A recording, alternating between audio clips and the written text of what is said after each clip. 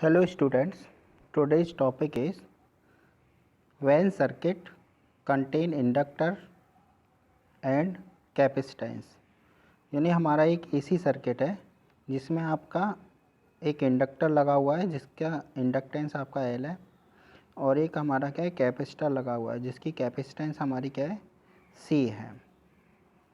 तो यहाँ पे आपका AC जो सोर्स है वो है आपका V equal to V naught sine omega t, यानी AC सोर्स के जो वोल्टेज है V equal to V naught sine omega T.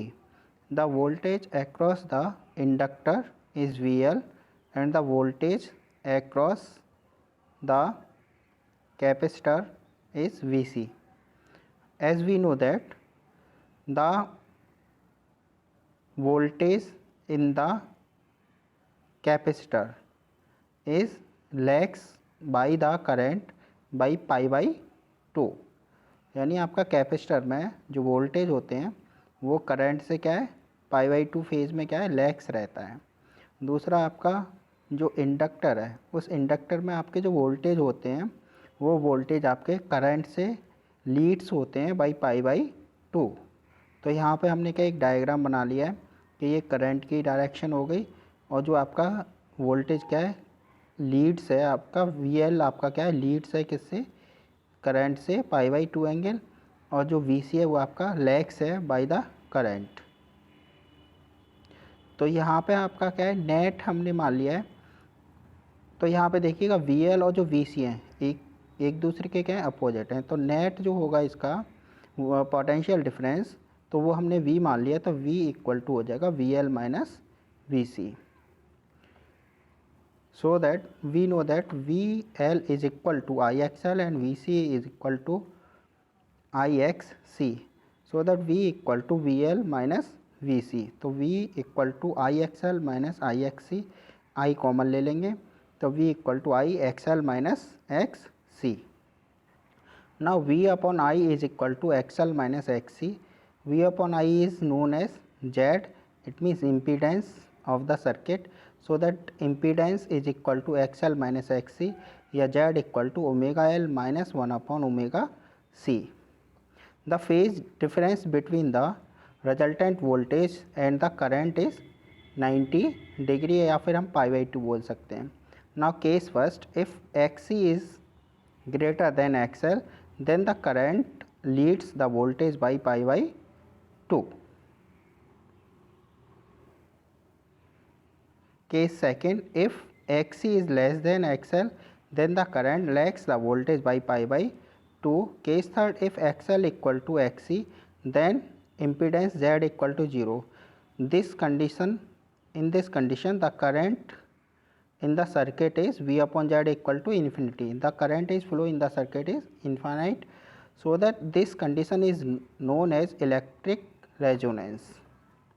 This condition आपकी ये कंडीशन हमारी क्या है इलेक्ट्रिकल रेजोनेंस हमारी क्या बोली जाती है।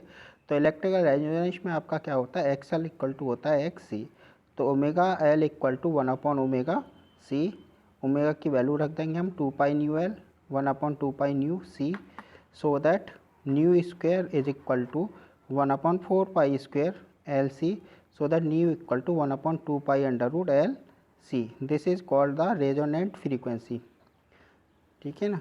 इसको हम न्यू आर से भी हम क्या डिनोट कर देते हैं।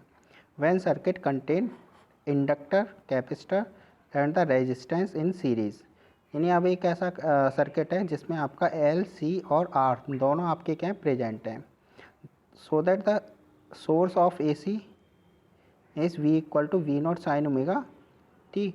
तो यहाँ पे आपका the voltage across the inductor is VL and the voltage across the capacitor is VC and the voltage across the resistance R is VR,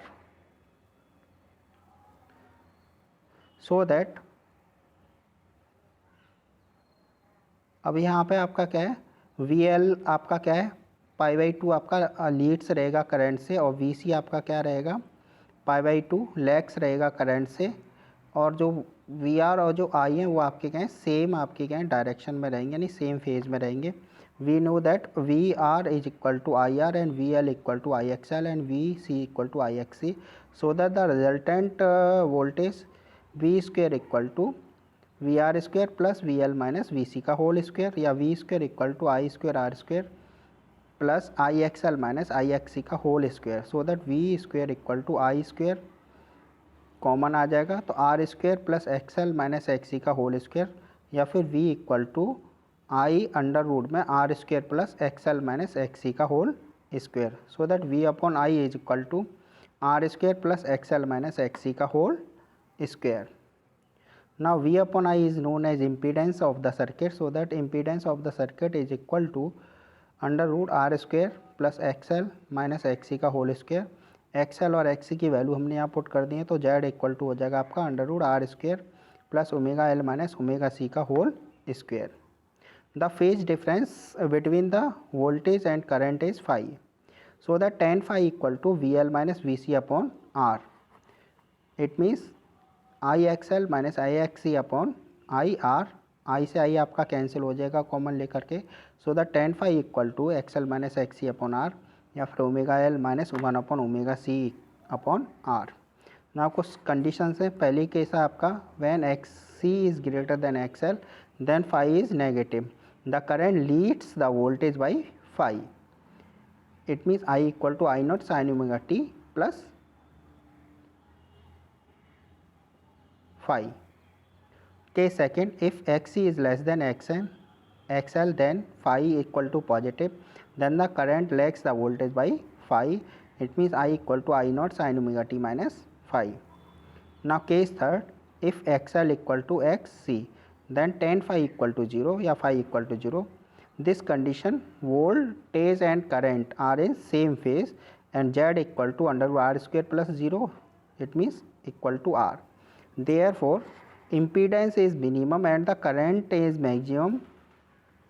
This is the condition of electric resonance. तो इस condition में आपका क्या होगा कि जो आपका impedance होगा वो तो मिनिमम होगा और जो आपका करंट होगा वो क्या रहेगा, मैक्सिमम होगा. तो ये कंडीशन हमारी बोली जाती है इलेक्ट्रिक रेजोनेंस की कंडीशन. यहाँ पे हमने क्या एक इम्पीडेंस ट्रायंगल बना लिया एलसीआर सर्किट के लिए.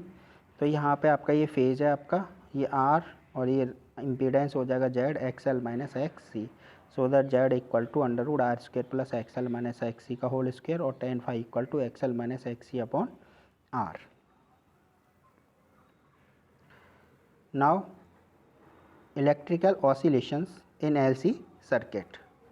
Now electrical oscillations in LC circuit. तो यहाँ पे हमने एक एलसी सर्किट ले लिया है, एक बैटरी ली है और बैटरी के पैरेलल में हमने क्या एक कैपेसिटर लगा दिया है और एक हमने क्या है इंडक्टर लगा दिया है. तो सबसे पहले हम क्या करेंगे, स्विच को हम क्या है ए से हम क्या है कनेक्ट करेंगे. तो ए से कनेक्ट करने पर आपका ये जो कैपेसिटर है ये क्या आपका फुल्ली चार्ज हो जाएगा.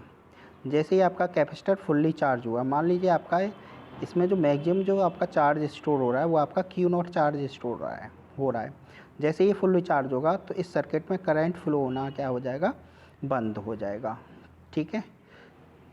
इसके बाद में हम क्या करेंगे, इस स्विच को हम क्या है ए से हटा करके बी से क्या है कनेक्ट कर देंगे.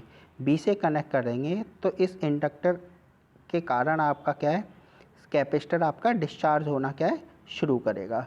तो धीरे धीरे ये आपका क्या है कैपेसिटर डिस्चार्ज होगा, यानी करंट आपका क्या होगा डिक्रीज होता जाएगा. और यहाँ पे आपका क्या है ये एक इंडक्टर कॉइल है. तो इंडक्टर कॉइल में जब आपका करंट फ्लो होगा तो इसमें क्या है एक मैग्नेटिक फील्ड आपका प्रोड्यूस हो जाएगा, यानी इसके अराउंड आपका क्या है एक मैग्नेटिक फील्ड आपका क्या है प्रोड्यूस हो जाएगा.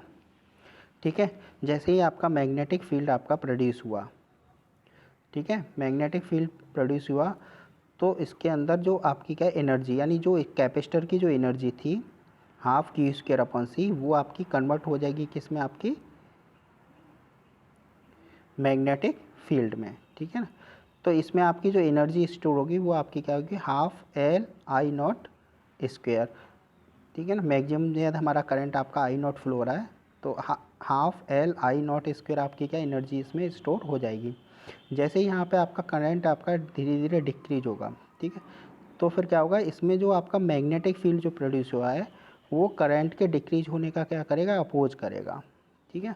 इसके कारण इसमें आपका क्या एक इंड्यूस्ड ईएमएफ आपका क्या प्रोड्यूस हो जाता है. यानी ईएमएफ आपका प्रोड्यूस हो जाएगा, वो इसका क्या है अपोज करेगा करंट को जीरो होने का। फिर दोबारा से हमारा क्या है करंट आपका क्या है एंटी क्लॉकवाइज डायरेक्शन में आपका क्या है फ्लो होना शुरू कर देता है। और नेक्स्ट आपका ये जो चार्ज आपका अपोजिट डायरेक्शन में यानी रिवर्स डायरेक्शन में आपका क्या है चार्ज हो जाता है। ठीक है, बाद में आपका क्या है कैपेसिटर चार्ज हुआ, फिर दोबारा से आपका यही प्रोसेस आपका अगेन एंड अगेन आपका क्या है चलता रहता है। अब ये जो आपके क्या है जो करंट जो फ्लो होता है वो आपका क्या है इनफाइनाइट टाइम तक तो फ्लो नहीं होता, क्योंकि जो आपका सर्किट है इस सर्किट का खुद का भी क्या रहता है रेजिस्टेंस होता है।